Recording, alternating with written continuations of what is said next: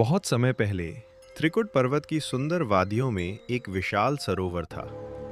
चारों ओर हरियाली, खिले हुए कमल और शांति का वातावरण। लेकिन उसी जंगल में रहता था एक शक्तिशाली हाथी, जिसका नाम था गजेंद्र। गजेंद्र सिर्फ एक हाथी नहीं था, वह पूरे झुंड का राजा था।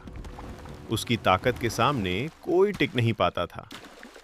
धीरे धीरे उसकी ताकत ही उसका घमंड बन गई। एक दिन तेज गर्मी में गजेंद्र अपने पूरे परिवार के साथ उस सरोवर में स्नान करने पहुंचा। जैसे ही वह पानी में उतरा, उसे ठंडक मिली, राहत मिली और वह आनंद में कमल तोड़ने लगा। तभी अचानक पानी के अंदर से एक मगरमच्छ ने उसका पैर पकड़ लिया। वह मगरमच्छ साधारण नहीं था, वह था एक श्रापित गंधर्व, हूहू। अब शुरू हुआ जीवन और मृत्यु का युद्ध। गजेंद्र ने पूरी ताकत लगा दी। वह पानी से बाहर निकलना चाहता था, लेकिन मगरमच्छ पानी में था और पानी ही उसकी ताकत थी। दिन बीते, महीने बीते और यह संघर्ष चलता। धीरे धीरे गजेंद्र की ताकत खत्म होने लगी। उसका घमंड टूटने लगा। अब उसे समझ आने लगा कि सिर्फ शक्ति से हर लड़ाई नहीं जीती जाती।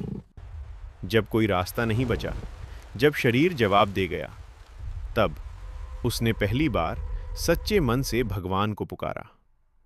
स्वर्ग में सारे देवता अपने अपने वाहन पर खड़े थे, पर कोई भी आगे नहीं बढ़ रहा था, क्योंकि सभी देवता अपने नाम का इंतजार कर रहे थे।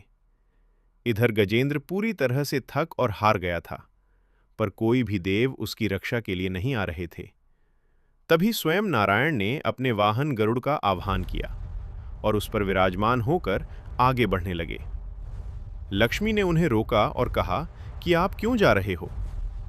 तभी स्वयं नारायण ने कहा कि जिस स्तुति के अंदर किसी का नाम नहीं होता है, वह स्तुति मेरे द्वारा स्वीकार कर ली जाती है। उसने अपनी सूंड में एक कमल उठाया, आकाश की ओर देखा और कहा। जब नारायण को गज ने देखा तो उसके मुंह से एक ही आवाज निकली, हे नारायण, मैं आपकी शरण में हूं, अब आप ही मेरी रक्षा करें।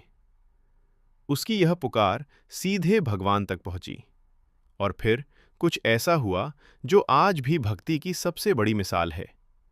भगवान विष्णु अपने वाहन गरुड़ पर सवार होकर तुरंत वहां पहुंचे। उन्होंने आते ही अपने सुदर्शन चक्र से उस मगरमच्छ का अंत कर दिया और गजेंद्र को मुक्त कर दिया। लेकिन कहानी यहीं खत्म नहीं होती। असल में गजेंद्र पहले एक राजा था, इंद्रद्युम्न, जो भगवान का भक्त था। लेकिन एक दिन उसने ऋषि अगस्त्य का अपमान कर दिया, जिसके कारण उसे श्राप मिला हाथी बनने का। और वही मगरमच्छ पहले एक गंधर्व था, जिसने ऋषि का मजाक उड़ाया था, इसलिए उसे भी श्राप मिला। जब भगवान विष्णु ने हस्तक्षेप किया तो दोनों को उनके श्राप से मुक्ति मिल गई। गजेंद्र को मोक्ष मिला और मगरमच्छ भी अपने असली रूप में लौट गया। यह कहानी हमें सिखाती है कि अहंकार चाहे कितना भी बड़ा क्यों न हो, वह एक दिन टूटता जरूर है। और जब इंसान अपनी ताकत छोड़कर सच्चे मन से भगवान को पुकारता है, तो भगवान देर नहीं करते,